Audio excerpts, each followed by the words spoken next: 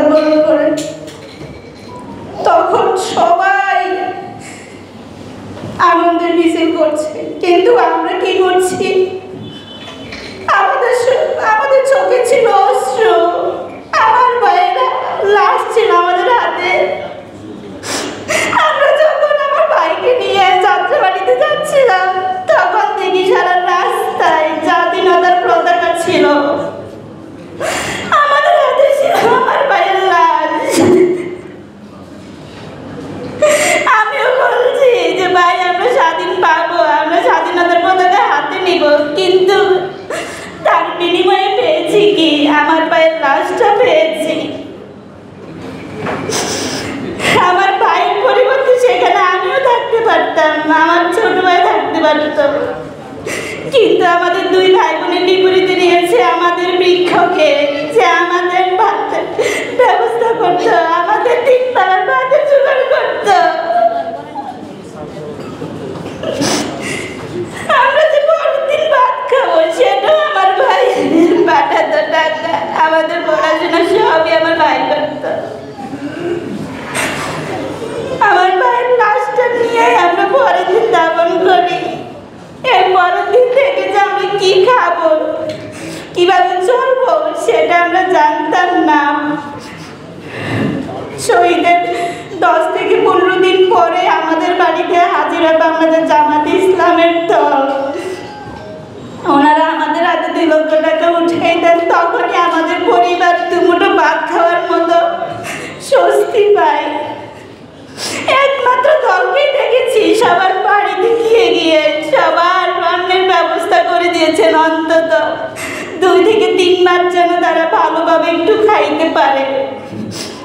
কিন্তু কই, বাকি যে এত রাজনৈতিক দল দেখছি, তারা তো 5 তারিখের পর থেকেই এই যে বড় বড় কথা বলে যাচ্ছে, শহীদের বিনিময়ে, ছাত্রদের বিনিময়ে আজকের স্বাধীন বাংলাদেশ, তাদেরকে তো দেখছি না।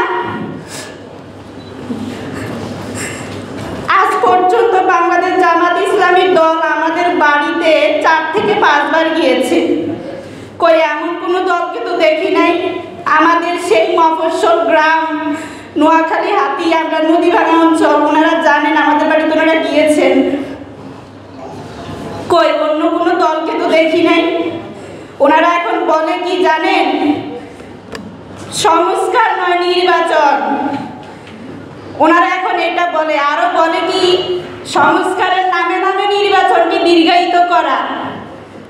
আরে আপনারা নির্বাচন পেতেন কোথায় যদি এই শহীদ যারা হতো না, তাদের বিচারের কথা তো আপনারা এখন আর বলেন না। তাদের বিচারের কথা বললে বলেন সরকার আছে, কই সরকারও তো এখন কোনো সিদ্ধান্ত নিতে পারছে না। এখনো যে শহীদ যারা হয়েছে তাদের রাষ্ট্রীয় স্বীকৃতি পর্যন্ত আপনারা দিতে চান না। আপনাদের এত বিরোধিতা কিসে তাদেরকে রাষ্ট্রীয় স্বীকৃতি দিতে?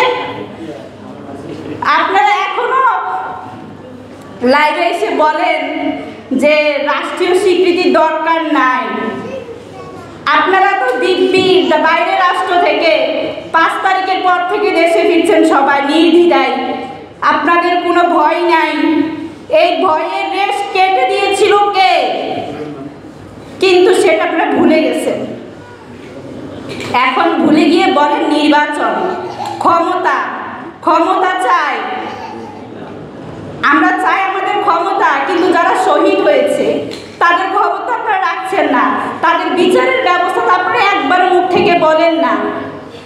আমরা বর্তমান সরকার, অন্তর্বর্তীকালীন সরকারের কাছ থেকেও বিচার পেতে ব্যর্থ হয়েছি। এই বিচার পেতে কেন এখন আমাদের এত দেরি হচ্ছে? আপনারা তো কেউ সেটা জবাব দিতে পারছেন না। আমরা এই বাংলার মাটিতে নির্বাচনের আগে চাই আমাদের শহীদ পরিবারের এবং আহত যারা আছে তাদের সুচিকিৎসার ব্যবস্থা, আমাদের শহীদ পরিবারের যারা আছেন তাদের সবারই খুনিদের বিচার চাই, এবং আমাদের পুনর্বাসনের অধিকার চাই। এবং আমরা যারা শহীদ পরিবার আছি, যাদের প্রত্যেকটা পরিবার অন্তত যোগ্যতা অনুযায়ী তাদের সব কিছু বিবেচনা করে আপনারা একটা চাকরির সুব্যবস্থা করে দিতে চাই, কিন্তু না, আপনারা সেই সব বিষয়ে কোনো কর্ণপাতই করছেন না, আপনারা আপনাদের ক্ষমতা নিয়ে আছেন। তো যাই হোক, আমি অনেক কথাই বললাম। সর্বশেষে যদি এটাই বলি, বর্তমান পর্যন্ত গত জুলাই থেকে আজকের এই জুলাই 15 তারিখ পর্যন্ত আমাদের সাথে যে দলটিকে আমরা এখনো দেখতে পাচ্ছি, সার্বিকভাবে জামাত ইসলামী দলটাকে আমরা দেখতে পাচ্ছি।